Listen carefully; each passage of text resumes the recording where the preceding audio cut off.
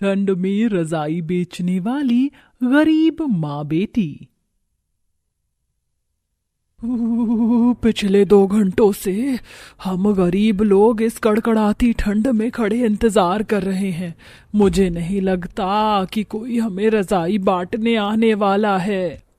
अरे पिछले 2 घंटों से हम गरीब लोग इस कड़कड़ाती ठंड में खड़े इंतजार कर रहे हैं।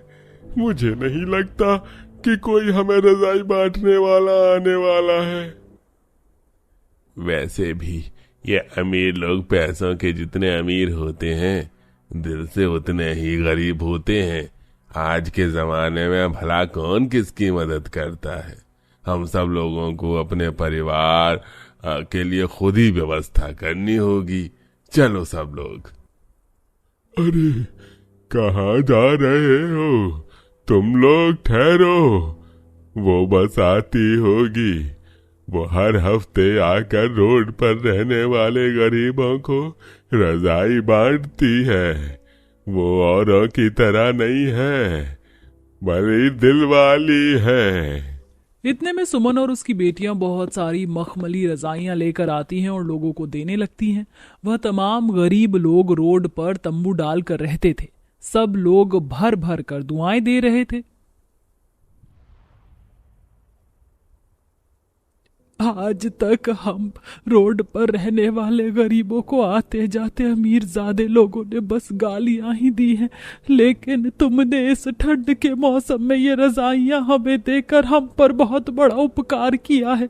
भगवान करे तुम्हें हम गरीबों की उम्र लगे। भगवान तुमको आबाद रखे, खुशहाल रखे। सुमन के कपड़ों से उसकी ऊंची रईस हैसियत साफ साफ दिख रही थी। जहां आज के वक्त में कोई बिना फायदे के किसी की मदद नहीं करता, ये माँ बेटी रोड में रहने वाले गरीबों को महंगी रजाइयां क्यों दान कर रही थी। तो चलिए देखते हैं। जहां भयंकर ठंड में कपकपाते हुए सुमन कपास के खेत में काम कर रही है। एकदम से आज कितनी ज्यादा ठंड बढ़ गई है। हाथ भी बिल्कुल सुन्न पड़ रहे हैं। अभी तक थोड़े से कपास ही तोड़ पाई हूं मैं। इतने में खेत का मालिक चमनलाल आकर बातें सुनाने लगता है। अरे ओ सुमन, ऐसे कछुए की तरह धीमे धीमे हाथ चलाएगी तो कैसे काम चलेगा? जरा फुर्ती से कर, क्योंकि इसके बाद तुझे रुइयां भी निकालनी है। जी मालिक, मैं कर रही हूँ। सुमन के साथ खेत के अंदर और भी कई सारी गरीब मजदूर औरतें अपने छोटे छोटे बच्चों को लेकर काम कर रही थी। देखते देखते शाम ढल जाती है, सबको पगार मिलती है। ये ले सुमन, तेरी पगार पूरे 70 रुपए। ये क्या मालिक, सबसे ज्यादा कपास मैंने तोड़े हैं, फिर भी आप मुझको बस ये 70 रुपए पकड़ा रहे हैं। अच्छा, तो अब तू मुझसे बगावत करेगी? मैं कोई बगावत नहीं कर रही मालिक, लेकिन मजदूर को उसकी पूरी मजदूरी तो मिलनी चाहिए ना। हम गरीब सारा दिन इस खेत पर मेहनत करते हैं, कपास तोड़ते हैं, रुई निकालते हैं, और आप कितनी महंगी रेट की रजाई बेचते हैं। अब आपको हमारी पगार बढ़ाकर देना चाहिए। देख, तुझे मेरे खेत पर काम करना है तो कर, वरना निकल। मेरे बाकी मजदूरों को मत भड़का, समझी? निराश दिल से सुमन ठंड में घर लौट आती है। पूरा रोड बर्फ से ढका हुआ है। उसके मन में बहुत सी चिंताएं हैं। हे भगवान, ठंड के मारे मेरे तो रोए सिहर रहे हैं। इतने थोड़े से पैसे में कैसे घर का गुजारा होगा? महेश जी की दवाइयों का खर्चा, बच्चियों का पेट भी भरवाना है। उन पैसे से सुमन बनिए के यहाँ से थोड़ा आटा दाल खरीद कर घर आती है, जहाँ एक पुराने टूटे फूटे मकान के बाहर एक रजाई बेचने वाला खड़ा था और किरण, चंदा, बबीता भी वहीं थी। अरे और कितनी देर लगेगी? कहाँ है तुम लड़कियों की माँ? बस हमारी माँ आ रही होगी अंकल, 2 मिनट रुक जाओ। लीजिए, माँ आ गई। माँ देखो, हमने रजाई वाले अंकल को रोक कर रखा है। तुमने बोला था ना रजाई खरीदोगी। देखो कितनी मखमली और अच्छी रजाई है, खरीद लो। एक तरफ तीनों गरीब बेटियों की आंखों में उम्मीद लगी थी, सुमन के चेहरे पर लाचारी का भाव था। तो बोलो बहन जी, कौन सी रजाई दिखा दूं? मेरे पास एक से बढ़कर एक बढ़िया क्वालिटी की रजाई है, रेशम और मखमल वाली भी। ये वाली रजाई कितने में दी है? ये लग जाएगी 8,000 की। आपके लिए सस्ती लगा दूंगा। मेरे पास तो इतने पैसे नहीं हैं, आप रहने दीजिए, नहीं चाहिए। रजाई वाला वहीं खड़े होकर चिड़चिड़ करने लगता है। अरे जब रजाई खरीदनी ही नहीं थी तो मेरा टाइम क्यों खराब किया? इसलिए कहते हैं जितनी चादर हो उतने ही पैर फैलाने चाहिए। रजाई वाला जलील करके चला जाता है। 12 साल की बबीता रोते हुए अंदर आती है, जहां जमीन पर बोरी का बिस्तर लगा हुआ था, जिस पर कमजोर शरीर में महेश लकवे की बीमारी में पड़ा था।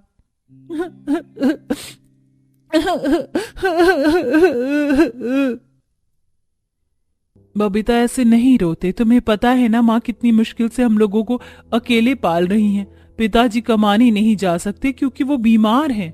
हम गरीब हैं, इतनी महंगी रजाई माँ कहाँ से लाएगी? भगवान ने हमें इतना गरीब क्यों बनाया है किरण दीदी? सब ठंड का मौसम कितने मजे से बिता रहे हैं, हम रूखी सूखी खा रहे, हमारे पास ओढ़ने को एक अच्छी रजाई भी नहीं है। ये बोरी बहुत चुभती है, इसमें नींद नहीं आती है। घर के गरीबी भरे हालातों के चलते सुमन रात भर बिछौने में पड़ी रो रही होती है। उसकी आंखों से बहते आंसू तकियों को भिगो रहे थे। भगवान इतनी गरीबी के दिन किसी दुश्मन को भी ना दिखाए। दिन रात एक करने के बावजूद भी मैं अपनी बच्चियों को जरा सा भी सुख नहीं दे पा रही हूँ। लानत है मेरे माँ होने पर।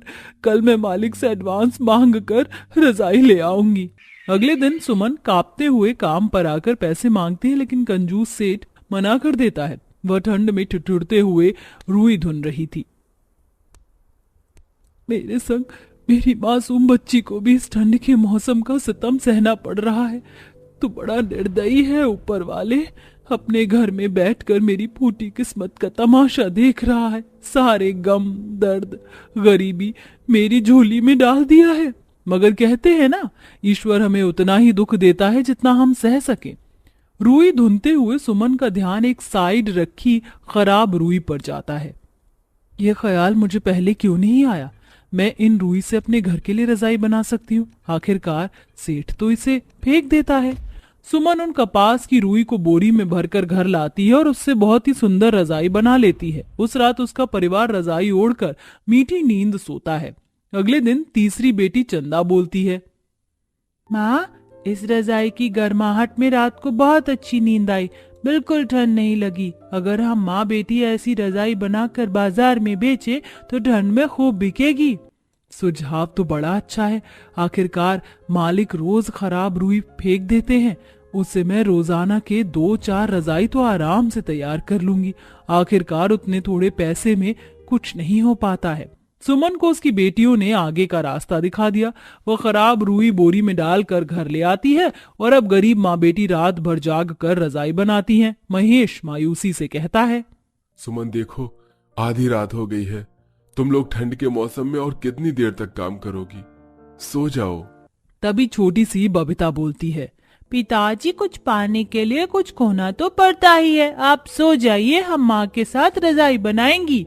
अगले दिन चारों रजाई को बाजार में बेचने आती हैं। बबीता चंदा चिल्लाकर आवाज लगाती हैं, आइए आइए, हाथों की बनी हल्की कपास की कसी हुई मुलायम मखमली रजाई ले जाइए, आइए आइए। माँ इस बाजार में तो रजाइयों की कितनी बड़ी बड़ी दुकानें हैं। इस तरह हम गरीब माँ बेटी को रजाई कोई नहीं खरीदेगा। अगर हम थोड़े सस्ते रेट में रजाई बेचे तो बिक जाएगी। ये सोचकर अब 500 दाम में वह रजाई बेचना शुरू करती हैं, जिससे खरीदने वाले की भीड़ लग जाती है। अरे ओ बहन, कितने में दोगी ये रजाई? 500 रुपए एक दाम लगेगा बहन जी। हम गरीब माँ बेटियों से सस्ती रजाई आपको पूरा बाजार छान मारने पर भी कहीं नहीं मिलेगी। वजन की हल्की और बहुत गर्म करने वाली रजाई है। हाँ, बनावट तो बहुत अच्छी है। 2 रजाई दे दो। ये एक डबल बेड वाली रजाई मुझको भी देना। जी बस देती हूँ। इस तरह उनकी सारी रजाइयाँ धड़ाधड़ बिक जाती हैं। पता है माँ, पहले ही दिन रजाई बेचकर हमें पूरे 1000 रुपए का मुनाफा हुआ है। रजाई बेचने के काम में बड़ी कमाई है। अब गरीब माँ बेटी ठंड के मौसम में रजाई बनाकर बेचने को अपनी रोजी रोटी बना लेती हैं। मगर सुमन को आगे बढ़ता देखकर सेठ चमन लाल उसे काम से निकाल देता है। कल से काम पर आने की कोई जरूरत नहीं तुझको। मेरी फैक्ट्री से रुई चुरा कर ले जा रही थी और नोट छाप रही थी। चल दफा हो यहाँ से। सुमन दुखद मन से घर चली आती है। ऐसे में उसकी गरीब बेटियां हिम्मत देती हैं। कोई बात नहीं माँ, जो होता है अच्छे के लिए होता है। हमारे पास इतनी पूंजी जमा हो गई है कि हम खुद रुई खरीद कर रजाई बनाकर बेच सकें। इसी तरह ठंड के मौसम में तीनों चारों रुई धुन कर रजाई बनाकर बाजार में बेचती हैं, मगर पुलिस वाला उन्हें डंडा मारकर भगा देता है। चलो चलो पतली गली पकड़ लो, तुम यहाँ रजाई नहीं बेच सकती हो। मगर क्यों दरोगा बाबू, हम तो रोड पर बैठकर रजाई बेच रहे हैं। तू बड़ी शानी आ रही है हाँ? ये जो दुकान वाले 50-50 हजार रुपए किराया भर रहे हैं, ये क्या पागल बैठे हैं? बहुत मजे उड़ा लिया, अब निकलो यहाँ से। एक के बाद एक परेशानी आती ही जा रही है। ऐसे हम अपनी रजाइयां कैसे बेच पाएंगे? दीदी हम गली गली और फेरी करके भी तो अपनी रजाई बेच सकते हैं। अब भयंकर ठंड और बर्फबारी में गरीब माँ बेटी घर घर जाकर रजाई बेचती हैं। लोग उनकी सस्ती रजाई बिना मोल भाव के खरीद लेते हैं। धीरे धीरे संघर्ष से सफलता हासिल कर लेती हैं और उनके हालात बदल जाते हैं। एक दिन जब रजाई बेचकर वो लौट रही थी तो फुटपाथ पर एक बूढ़ा हाथ ठंड में ठिठुरता हुआ दोनों हाथ फैलाकर भीख मांग रहा था। अरे अरे भगवान के नाम से कुछ दे दो, तरस खाओ गरीब पर, अरे कंबल खरीदना है। उस बूढ़े की ठंड में दुर्दशा देखकर गरीब माँ बेटियों का दिल भर आता है और वह उसे रजाई दान कर देती हैं। ये लो काका, ये रजाई तुम रख लो, इसे ओढ़ना। ए भगवान तुम्हारा भला करे बेटी। इस तरह सुमन अब हर हफ्ते गरीबों को रजाई बांटने आने लगी। सुमन के दिल में गरीबों की मदद करके बड़ा संतोष था, क्योंकि एक वक्त उसने भी अपार दुख भरे हालात देखे थे। उसने सभी की तरफ देखकर आभार व्यक्त किया। आप सब लोग मुझे खुद से अलग मत समझिए। भगवान ने मुझे दिया है, इसीलिए मैं आपको दे रही हूँ। और मैं समझती हूँ कि एक गरीब के लिए रजाई सिर्फ रजाई नहीं, सोने चांदी जितनी महंगी चीज की तरह है। अच्छा, अब मैं चलती हूँ।